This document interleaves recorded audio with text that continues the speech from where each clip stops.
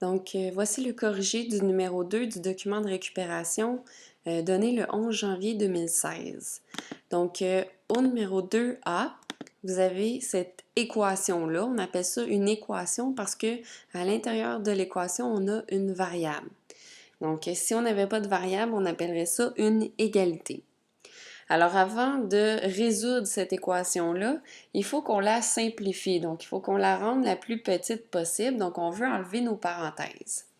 Alors, on a un 3 devant notre parenthèse. Ce qu'on va faire, c'est qu'on va multiplier notre 3 à chacun des termes à l'intérieur de la parenthèse. Donc, 3 fois 2,24, ça donne 6,72. Et 3 fois A, ça nous donne 3A, qui est égal à 34,2 toujours. Ça ne change pas.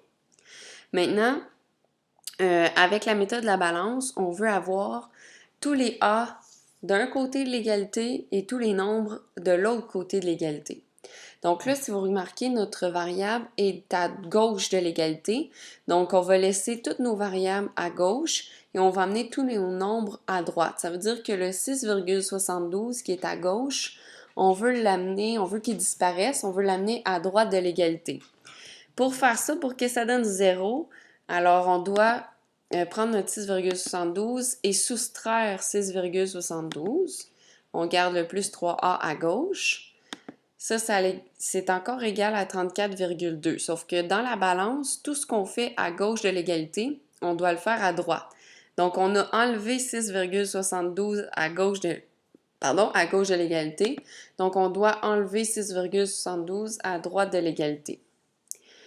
Comme je le disais, à gauche, 6,72 moins 6,72, ça donne 0. Donc, il nous reste 3A à gauche. Et à droite, si vous faites la soustraction, il reste 27,48. Maintenant, entre le 3 et le A, on a une multiplication. Donc, si on veut enlever le fois 3 qui est là, on doit diviser par 3. Donc, on doit faire l'inverse d'une multiplication qui est la division. Et comme c'est la méthode de la balance, toujours, ce qu'on fait à gauche, on doit également le faire à droite. Donc, si j'ai divisé par 3 à gauche, je dois diviser par 3 à droite. Ce qui nous reste à gauche, lorsqu'on fait x3 divisé par 3, ça s'élimine, donc il reste le A à gauche. Et si vous faites 27,48 divisé par 3, ça nous donne 9,16. Donc, dans l'équation à la lettre A, le A est équivalent à 9,16. À la lettre B maintenant, on a cette équation-là. À l'intérieur de cette équation-là, on a une division.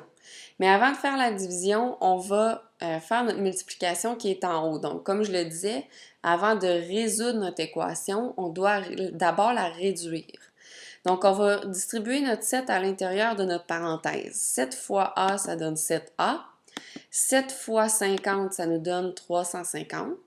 On n'oublie pas la division par 2 et c'est toujours égal à 217.